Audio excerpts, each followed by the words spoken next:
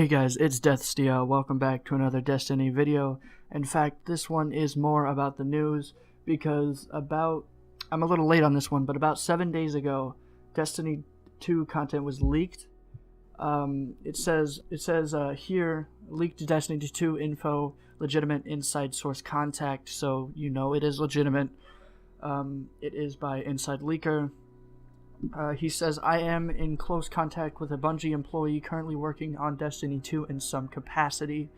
That is the sole source of this info. Take it with grains of salt as you'd like, but on the juicy tidbits, I'll keep them as concise as possible. Now, basically what he's saying is most of this information might or might not be true, but it has a very high probability because it is from a Bungie employee currently working on Destiny 2, like it says beforehand. Now, moving on here to the actual information. It says they are not completely rebooting our characters, which is basically saying we're not getting a complete clean slate. It's not like a full wipe. Basically, we're going to be able to keep our Guardians' memories and accomplishments up to that point. Basically, like shaders, weapons, gears, and items. But I'm pretty sure that they're not going to be of any use to us because, you know, kind of like Destiny 2. Let's just say it's going to be like a Taken King reboot from Destiny Year 1 into Year 2, where it kind of made our weapons and armor useless. But alright, after that, it says there will be 3 new subclasses from the jump.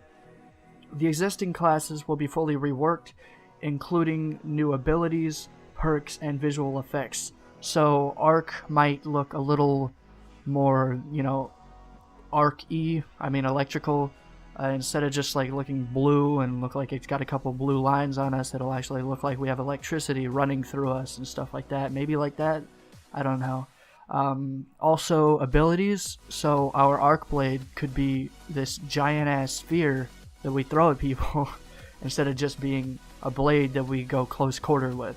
So like perks such as like armor and agility and recovery and stuff like that. The amount of recovery we get, say using Way of the Drifter or Way of the something or whatever on Hunter, instead of giving us more recovery and agility, it might give us more armor and, I don't know, recovery or something like that. Moving on, the game may face a delay into the first quarter of 2018. It says the source did not get too specific, but hinted at they are having some issues with the new engine they're using and possibly some hang-ups regarding narration / staff. That's why they're looking for narrators and stuff, and they need jobs for all that.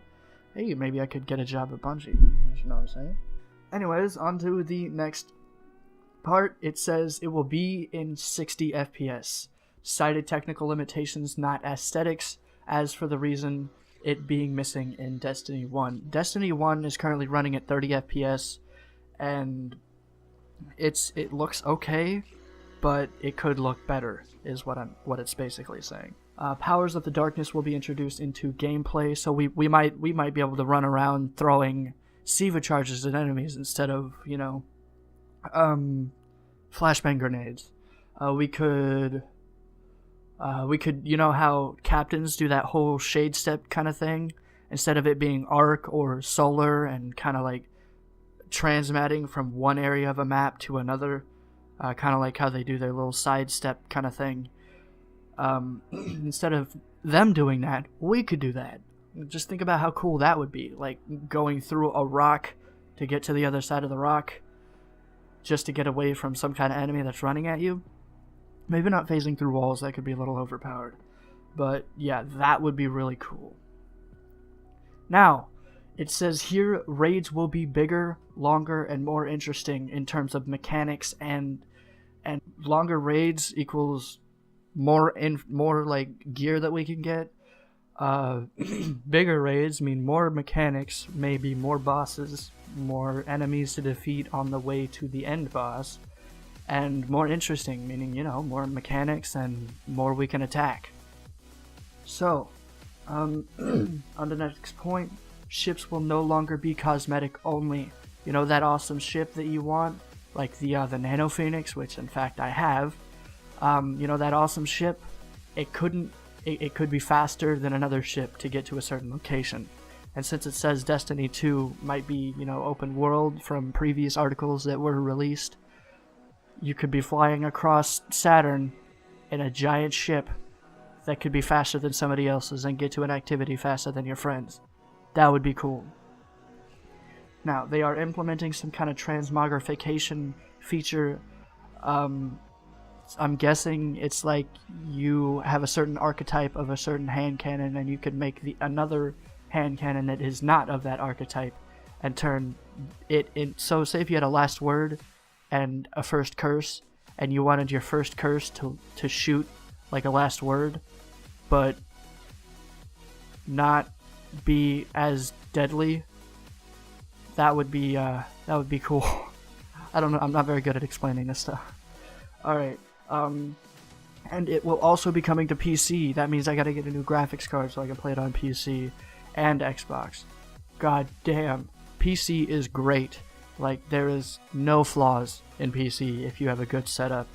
Except for hackers. Hackers come in a plethora of a lot worse on Xbox, let me just say that. Alright, UI overhaul and more customization features incoming. So, you know that little circle radar that you have on the top left hand corner? Well, it could be a lot more complex now. Maybe instead of just little red bars to tell where people are at and when people are moving, instead of just it flashing when you're crouching, it could have individual little dots, kind of like in Halo, individual little dots on the map of where they're at, and if they're crouching, there would be blinking dots on the map. That would be cool. It'd be cool if they did that with Keen Scout, kind of like on the Hunter.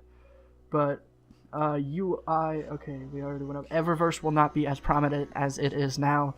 Basically, they might have like one little thing in every other town you go to on Destiny 2. That would be cool. Maybe making it to where silver didn't cost as much, or you got more silver for buying with less money. Say you wanted 1,000 silver, you could go like $10 instead of $20. That'd be nice. Xur will play a new role in the overarching story. My god, I've been waiting for something like this. So maybe we could go to Europa and start messing with the Jovian complex and get in with the Jovians and start. Maybe we could become an agent of the Nine. That would be cool. Now, the speaker will be central to the main storyline. Now, previously, beforehand, Destiny, the speaker and the traveler were supposed to be bad, and we were supposed to eventually find that out.